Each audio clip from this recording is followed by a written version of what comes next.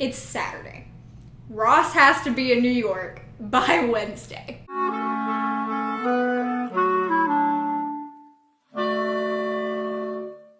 Hey, welcome back to my channel. If you're new here, my name's Hannah. I live in New York City, and this is the first time I'm filming on this bed setup in a new apartment.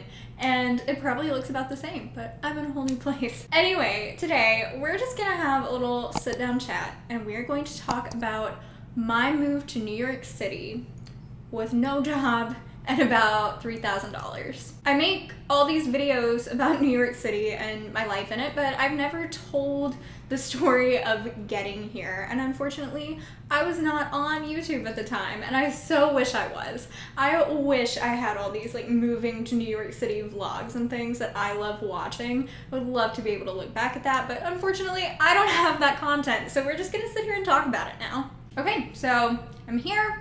I've got my coffee. It is morning time right now, and let's just get right into the story. I grew up in a small town in southwestern Virginia. That is the southwestern part of the state of Virginia, not West Virginia. But it is basically the most opposite from New York City that you can possibly get. And as a little kid, I was obsessed with New York City. I would look at pictures and watch it on TV and just be so enamored with the idea. And when I was about 13, 14, I was in the 8th grade, however old you are then, I came to New York for the first time. And that just solidified how badly I wanted to live here. I can remember coming home and writing in my journals that I was homesick for New York City. And ever since then, I just knew that I had to get back here. So I wanted to go to college in New York City. That was my first oh, here's an opportunity to move to New York type situation. But was pretty quickly hit with the financial realities of going to college in New York City, and that just wasn't going to work. Went to a state school in Virginia. So then I was going to go get my master's degree. And I'm like, ooh, I could get a master's degree in New York. That's how I'm gonna get there. Ended up not doing that either. I ended up going to grad school at the Cincinnati College Conservatory of Music in Cincinnati, Ohio. So I'm in Ohio in graduate school studying clarinet performance, and I'm trying to figure out what's going to come next for me, because I pretty quickly decided that I didn't want to go on and get a doctorate, which was an option for a little bit, something I was considering, but decided it just didn't make sense for me. And so everything just felt really wide open. My partner Ross, who you are familiar with if you watch this channel regularly, moved to Ohio to be with me in the second semester of my first year. So it was a 2-year program. So at that point, we're talking about our future together as a unit. What are we going to do? So we had a few options on the table that we were just discussing and considering. The first being staying in Cincinnati. I had a decent studio with music students built up there while I was in grad school. So I was teaching, and I also had a lot of connections there. So there was a lot of opportunity for me. Unfortunately, not so much for Ross. He is an audio engineer and was having trouble finding work in the area. The next option we were considering was moving to the Washington, D.C. area, which is where Ross's family is. And I also had some connections and opportunities for work there. And Ross knew that he would be able to find work in D.C. It's a major city, a lot of theater. It would have been okay. And then our third option was just something totally different, just doing something wide open and totally different. And obviously, the first thing I'm thinking about, because I've been trying to get there for years and years and years, is moving to New York City. So I float the idea by Ross, and I'm like, what if we moved to New York City? What do you think of that? And it had never been top of his list. His bucket list place that he wanted to get back to was Los Angeles. He lived there a little bit as a kid and has just always loved California. But I floated the idea of New York City. And he's like, there's obviously top tier opportunity for audio engineers there, and decided he was open to it. And so it was about that point in the second semester of my first year of school. So that would have been February of, what year was that? February of 2018. That was February of 2018. We decided that we would move to New York City. So it was going to be the summer of 2019 that we would be doing this move. So at that point, we're like, okay, we really need to start preparing for this. We both started to save as much money as we could manage, which wasn't a whole lot. You know, I was a student working part-time. Okay, so this is the plan. Now we're gonna flash forward to March 2019. At this point, I tell Ross, hey, there's nothing holding you here. Why don't you go ahead and start looking for some job opportunities? And if need be, you could move before me. So it's March, I graduate in May. I can move in May, so just a couple months to give him a little extra time. Well, he books a gig in New York within a week of me saying this. So he went and he was working at one of the colleges here in their theater department doing audio stuff for their shows. And this was about 3 weeks. He spent about 3 weeks here doing this, making some connections. So over the next couple of months, he booked a few more gig type jobs and came back to the city, and we both had a couple of interviews. At this point, I was also applying for full-time jobs. I don't want to get into the job stuff too much. That's kind of a different story, and I also just don't want to go into that too in depth online, but I'm applying for full-time jobs. If you're familiar with my channel, you'll know that's not the direction I ended up going in. I'm a freelancer or self-employed. So at this point though, I'm applying for full-time jobs. And our whole plan is that the first one of us that books something at least semi-permanent, we will go ahead and move, and the other will figure it out. So May comes around, I graduate, we're still applying for anything we can that is loosely related at all to what we do. So at the end of May, I get a job interview and we decide to come back to New York for that. By the way, we were able to come to New York so much because Ross's sister already lived here. So we were able to stay with her and not spend all that much money coming back and forth. That's how this was manageable for us. So while we're here for that interview, which I ultimately didn't end up getting that job, obviously, but Ross gets a call on the last day before we're gonna go back that he had booked a new off-Broadway show as one of their audio engineers, and this was gonna be like a 3-month run. So we're like on cloud 9. We're here, it's our last day. Like, he literally found out about this as we were walking out the door to go to the train to go back home. So we're so excited. We go back to Ohio for a couple of weeks, and he's like told this date at the end of June, I believe it was, that he had to be there. Yeah.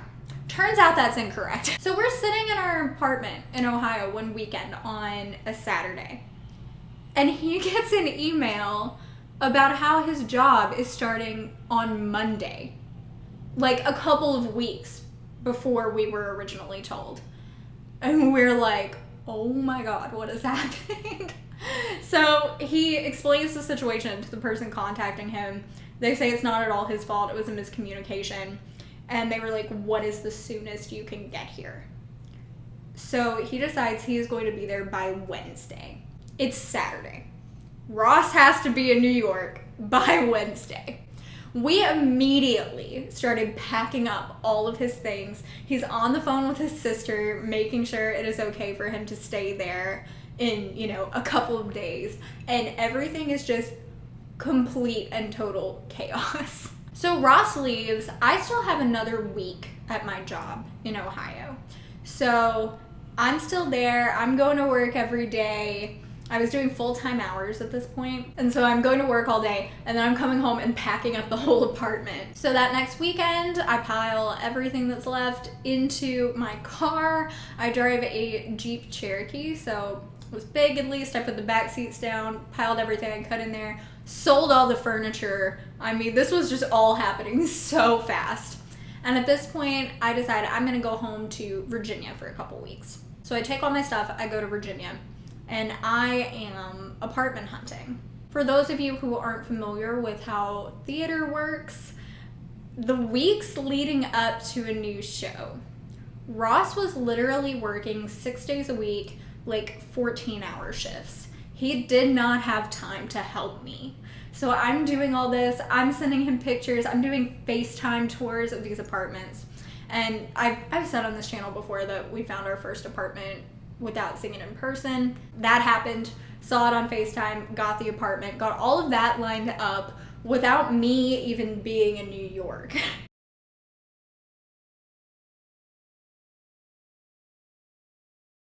Anything in person that had to be done, Ross was trying to find time like early morning before he had to go to work or on his one day off to make everything line up. So at this point, Ross is working this job that's going to last about 3 months.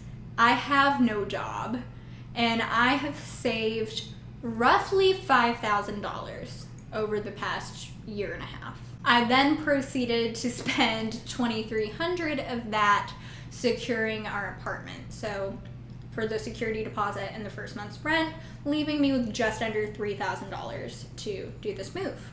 And I just want to say here, while we're talking about the money of it all, that yes, I moved to New York City with no job and not much money. And that is the biggest risk that I have ever personally taken. And I did work hard to make it happen, but that I'm aware that I am speaking from a place of real privilege in being able to do that.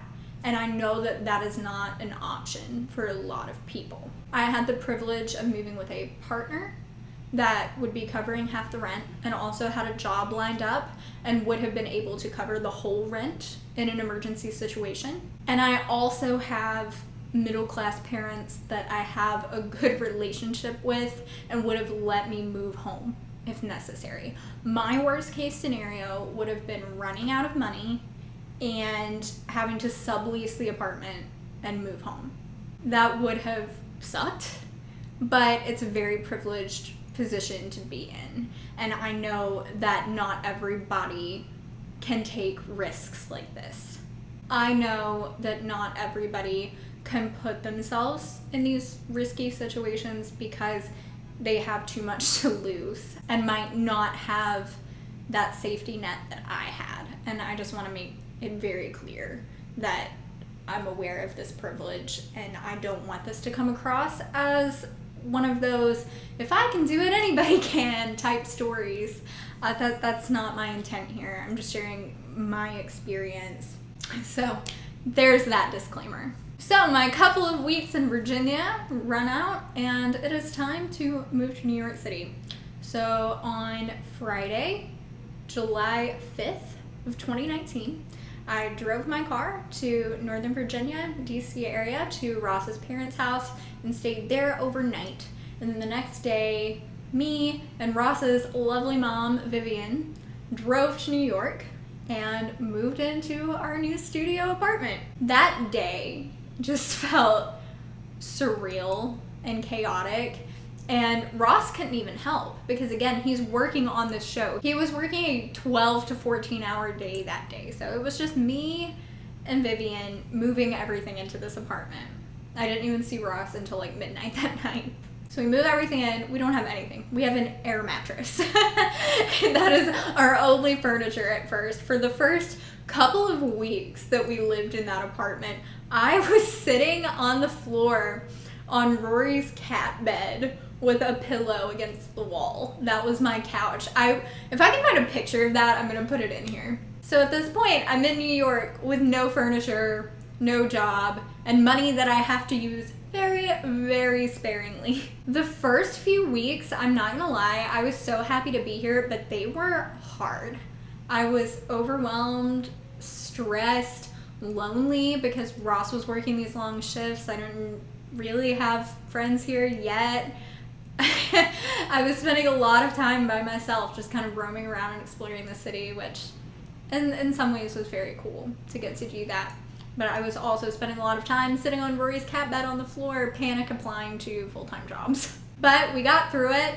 I ended up not getting one of these full-time jobs.